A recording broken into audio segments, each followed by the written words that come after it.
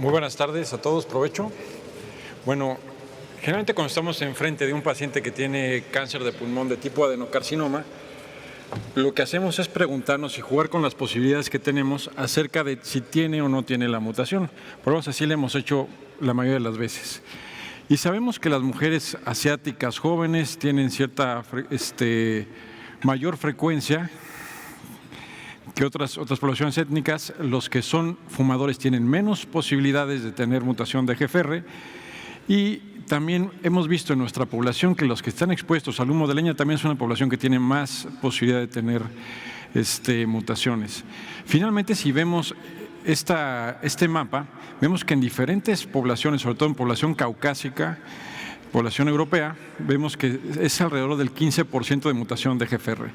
En población latina es muy variable, desde Argentina, por ejemplo, con un 15%, México con un 30%, Perú en un 45% aproximadamente, y en Asia pueden llegar hasta el 50% los pacientes. ¿Pero qué cambió en 2009? En 2009 hubo muchos cambios en general. Entró el presidente Barack Obama, falleció Michael Jackson y también se vino la epidemia de influenza. Pero algo importante en cáncer de pulmón fue que se presentó en Chicago, en ASCO, se presentó el estudio IPAS. El estudio que ya todos ustedes conocen, que nos enseñó, sí, de las mutaciones, pero lo más importante que nos enseñó es seleccionar a pacientes en base a características moleculares. Esto ya lo habíamos visto antes en cáncer de mama con los receptores hormonales, con el HER2, pero en cáncer de pulmón fue la primera vez. Y de cáncer de pulmón se vinieron muchos avances también en otros tumores en relación a biomarcadores. Y aquí lo que podemos ver en este estudio de 1,200 pacientes es que no hubo diferencias en el global de la población, que fueron 1,200 pacientes, y lo que se pudo ver es que había una población, como ven, se cruzan los brazos, y había una población que parecía que se beneficiaba del gefitinib y otra que no.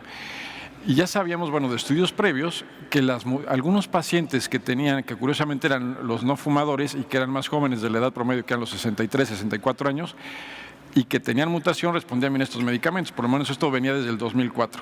Pero en este estudio, un estudio fase 3, por fin se confirma que en el subanálisis, que los que tenían mutación les iba muy bien, pero si no tiene la mutación, el paciente no le sirve de absolutamente nada. No importa si es asiática, joven, no fumadora, si no tiene la mutación, no le sirve de absolutamente nada. Entonces, de ahí partimos para empezar a seleccionar a nuestra población. Salieron muchos estudios, ya en población específica. El previo era un estudio que se hizo en población abierta, pero se hicieron varios estudios ya con inhibidores, no nada más gefitinib. Se hicieron también con erlotinib y con afatinib.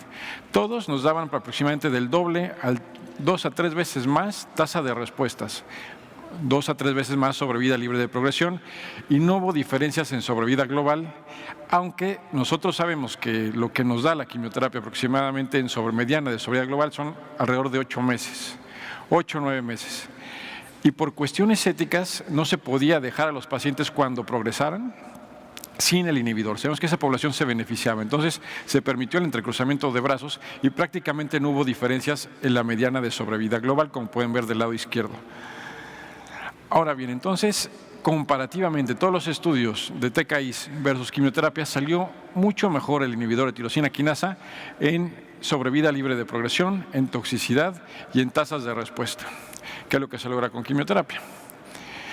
Y como ya mencionaba el doctor Arrieta previamente, entonces dar un medicamento dirigido a estos pacientes era muy superior a lo que se daba, a lo que era la quimio. Pero después, ¿qué vino? Fue una guerra más comercial que científica, pero empezaron a hacer que se peleen. Vamos a ver cuál es mejor, cuál es el mejor inhibidor. Primera generación versus segunda generación, primera generación versus primera generación. Y salieron estos estudios. El primero, un estudio japonés, el que ven a su izquierda, donde se compite erlotinib versus gefitinib, y fueron exactamente iguales en sobrevida libre de progresión. Después vino el estudio Lung 7, un estudio que fue controversial porque se compara afatinib, un inhibidor de segunda generación, con un inhibidor de primera generación, y resultó ser positivo afatinib, pero solamente por 3 días con significancia estadística. Entonces, como pueden ver, bueno, son 10.9 meses versus 11 meses. Entonces generó la controversia porque mostraba cierto beneficio, y había otros beneficios que voy a platicar más adelante, tanto de uno como de otro inhibidor. Pero finalmente no hubo diferencias. Y recientemente se presentó en ESMO la semana pasada, se presentaron los resultados finales de este estudio, el Oclon 7, donde, como les digo, en sobrevida y progresión fueron muy parecidos. En sobrevida no importaba aquí, sabemos que exón 19 son exones que responden, son alteraciones moleculares que responden mucho más a los inhibidores de tirosina quinasa, más que exón 21 y obviamente más que otros que son resistentes como exón 20, etcétera. Pero por exones no se mostró que hubiera ninguna diferencia entre ellos, y en sobrevida global ya se demostró tampoco que no hubo diferencia entre primera versus segunda generación. Ahora bien, en toxicidad, cuando se comparan los dos de primera generación, fueron similares. ¿Qué diferencias hubo en toxicidad cuando se compara el de segunda con el de primera generación, afatinib versus gefitinib? Fue superior en toxicidad, sobre todo gastrointestinal, estomatitis y paroniquia. Fue superior en relación a que hay menor toxicidad de gefitinib, pero también hay que recordar que afatinib a la dosis de 40 generalmente es más tóxico. Muchas veces hacemos modificaciones, nos bajamos a la dosis de 30 miligramos y la toxicidad de las que es bastante similar de gefitinib, erlotinib y afatinib. Entonces, por eso yo los considero que son iguales. De alguna forma podemos ver que aunque los pusieron a pelear fuerte con todo, fueron iguales al final. Y entonces, por eso los tres se muestran como si fueran categoría 1. Ahora bien, esa guerra que era más como comercial, cambió por suerte y ya se está haciendo un poco más de ciencia. Se están empezando a buscar todo lo que estamos viendo que tiene relación con las combinaciones. Las combinaciones en realidad son el futuro. ¿Y por qué? Se presentaron dos estudios que les voy a hablar inicialmente, que son estudios donde se combina con un antiangiogénico que es el bevacizumab. El primero es un estudio japonés que se presentó en Chicago ya hace 2 años y es un estudio donde se compara erlotinib versus erlotinib bevacizumab en población que tiene mutación. Y lo que se ve es que estamos acostumbrados a que la mediana de sobrevida libre de progresión era de aproximadamente 13 meses. Aquí se va hasta 16 meses con el comparador, que es erlotinib, que salió 9.7 meses, a 6 meses superior. Y cuando dividimos por exones, se va aproximadamente a 18 meses exón 19. O sea, esa combinación es importante. Esta combinación sí tiene potencial de ser un estándar de tratamiento. ¿Por qué? Porque no nada más es un mes más ni 2 meses más, son 6 meses más. Entonces, de hecho, 8 meses más cuando son exón 19 y son aproximadamente 5 meses más, 6 meses más cuando es exón 21. Ahora bien, la tasa de respuestas fue similar en ambos grupos y hay que recordar, lo que vemos con los antiangiogénicos no es mayor respuesta generalmente, entonces la tasa de respuestas está dada por el erlotinib, entonces fue similar en ambos grupos. Y los eventos adversos importantes aquí no fueron sumatorios, sino que son por los grupos que se utilizaron de medicamentos. El Avastin sabemos que nos da proteinuria e hipertensión y aquí la hipertensión fue muy importante. Entonces, pero generalmente fue controlable. Fueron pocos los pacientes que tuvieron que suspender el tratamiento, solamente el 4% por una hipertensión que no se podía controlar. Pero como pueden ver, la hipertensión grado 3 es bastante alta.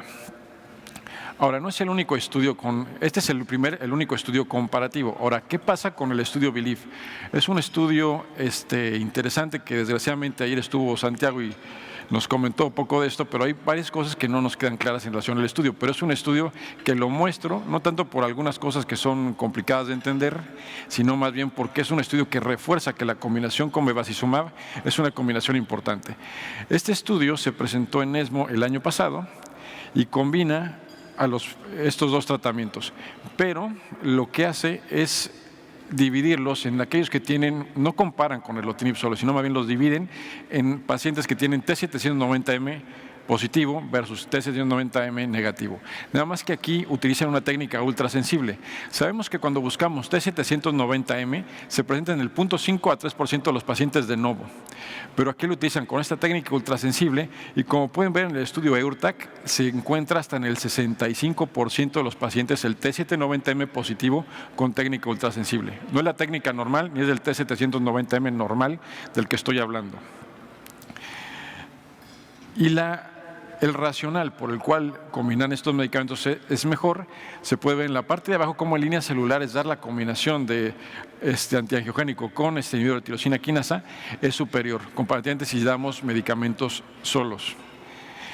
Y entonces los que tienen T790M positivo, curiosamente con esta técnica ultrasensible, les fue mucho mejor. Tuvieron 16 meses versus los que eran negativos. Eso es algo que no se entiende todavía, por eso lo digo, es algo que nos genera algo de problemas, pero se correlaciona con los resultados que tenemos con el estudio previo de los 16 meses.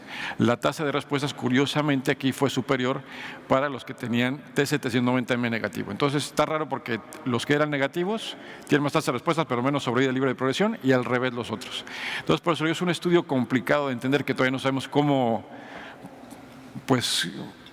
explicarnos bien muchos de estos hallazgos, pero sí se correlaciona mucho esto que les comentaba, que tiene que ver con la combinación. Y la combinación ya está aprobada con estos estudios fase 2 por la Sociedad Europea. O sea, en ellos ya ya se convirtió como parte de un estándar de tratamiento. Y se está buscando aprobaciones, obviamente, en otros países. Falta lo que diga la FDA, falta lo que digan digamos, países como el nuestro, etcétera. No es la única combinación que está jugando aquí, también se está combinando con quimioterapia. El gefitinib con pemetrexed en monodroga.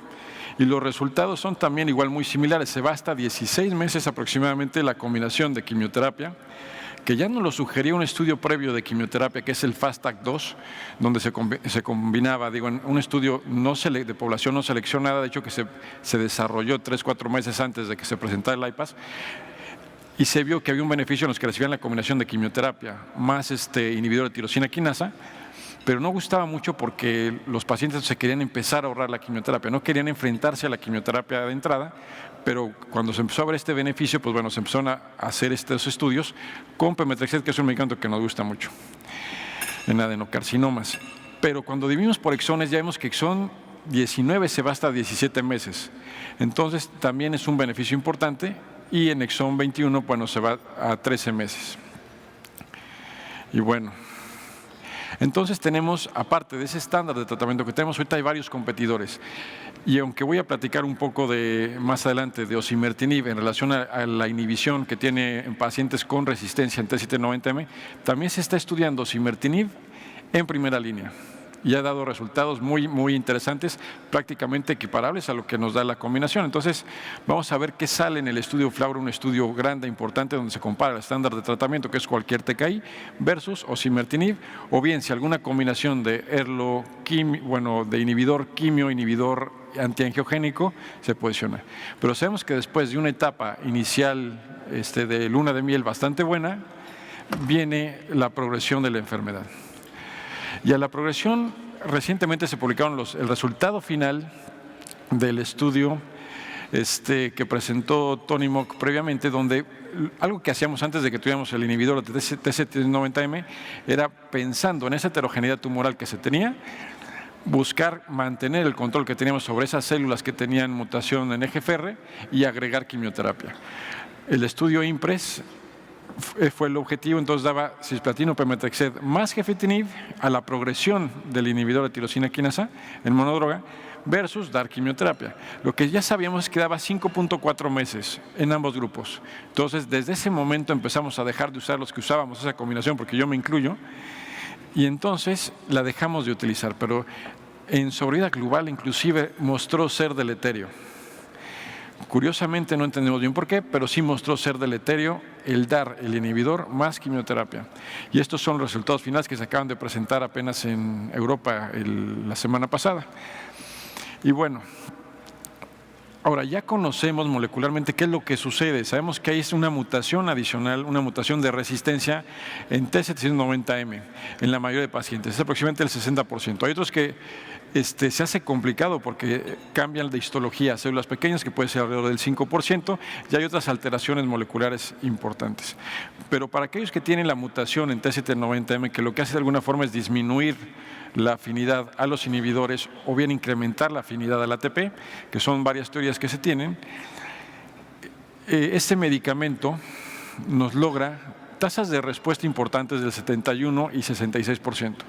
Todo esto que estamos viendo como lo que presentó previamente el doctor Arrieta realmente es algo sorprendente. ¿Por qué? Con quimioterapia teníamos 35% aproximadamente de respuestas con la quimioterapia, pero a la progresión teníamos solamente 10% de respuestas.